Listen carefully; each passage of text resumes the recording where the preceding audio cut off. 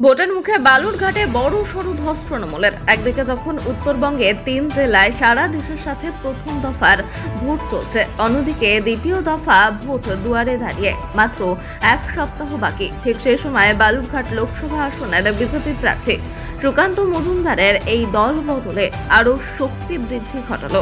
আজ বিকেলে বালুরঘাট শহরের জেলা বিজেপি কার্যালয়ে রাজ্য বিজেপির সভাপতি তথা এই কেন্দ্রের প্রার্থী সুকান্ত মজুমদারের উপস্থিতিতে শহরে 14 নম্বর ওয়ার্ডের চকভৃগু এলাকার তৃণমূলের 4 পরিবারের ওয়ার্ড প্রেসিডেন্ট ও তার বেশ কিছু অনুগামীকে নিয়ে তৃণমূল ছেড়ে বিজেপিতে যোগদান করে। পাশাপাশি বালুরঘাট শহরে 4 নম্বর ওয়ার্ড ত্রিধারা ক্লাব এলাকা থেকেও তৃণমূল ছেড়ে বেশ কয়েকজন কর্মী সমর্থকরা বিজেপিতে যোগদান করে। বিজেপিতে যোগদানে তাদের হাতে দলীয় পতাকা তুলে দিয়ে তাদের দলে যোগদান পর্ব সারেন জেলা সভাপতি শরৎ চৌধুরী ও সাধারণ সম্পাদক বাপি সরকার।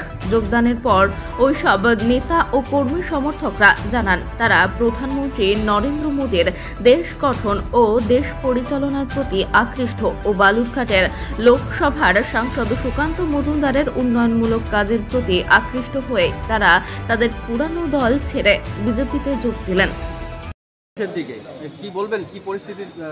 বেশ কয়েকটা জায়গায় বিক্ষিপ্ত ঘটনার আমরা খবর পেয়েছি, বিশেষ করে দিনহাটা শহরে উদয়ন গুহ সেখানকার জনসাধারণকে বলেছে, নির্দেশ দিয়েছে যে আপনারা কাকে ভোট দিচ্ছেন, অর্থাৎ তৃণমূলকে ভোট দিচ্ছেন তার ভিডিও তুলে আনতে হবে। মোবাইল করে ভিডিও তুলে আনার নির্দেশ তথা নিদান তিনি দিয়েছেন। বহু জায়গায় আমাদের বুথ সভাপতির সাথে ঝামেলা করার চেষ্টা করেছে। জলপাইগুড়িতে একটি ঘটনা ঘটেছে।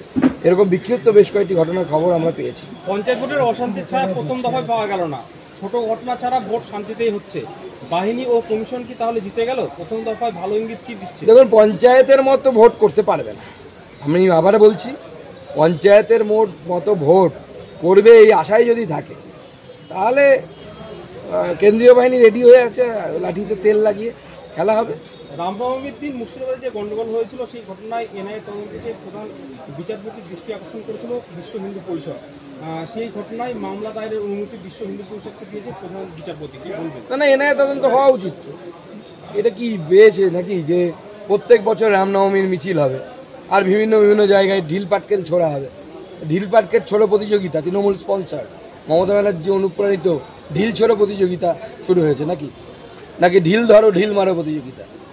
এইসব বিজেপির পতাকা হাতে ধরলেন এবং বিজেপির নাম লেখালেন, কি জন্য, কি উদ্দেশ্যে? আগে কোন পার্টি করতেন আপনি? হ্যাঁ, কি জন্য এখানে এলেন? এখানে এলাম কারণ আমরা টিএমসি আজকে 13 বছর ধরে করছি, কোনো সম্মান পাইনি। এখন দেখি এখানে কিছু সম্মান যদি পাই। কোন দেখলেন? টিএমসি কোন পার্টি, কি পদে ছিলেন? টিএমসি আমি মহিলা প্রেসিডেন্ট ছিলাম। কত নম্বর ওয়ার্ড? 14 নম্বর। এখন কি ভাবছেন এখানে আসে? এখানে ভাবছি দাদার উন্নয়ন দেখে, হ্যাঁ, আমাদের প্রধানমন্ত্রীর উন্নয়ন দেখে যাতে ভালো হয়, দেশের উন্নত হয়, সেটাই আমরা চাই। আর কি বলবেন? সকলের যেন ভালো হয়, যারা যেটা পাওয়ার যোগ্যতা, যেটা পাওয়ার প্রাপ্য তারা যেন সেটা পায়, উন্নত যেন করতে পারে, এটাই আমরা আশা রাখছি। আপনার নাম? টুম্পা সরকার। বাড়ি? কি নাম? টুম্পা সরকার। বাড়ি? চকভৃগু। চকভৃগু।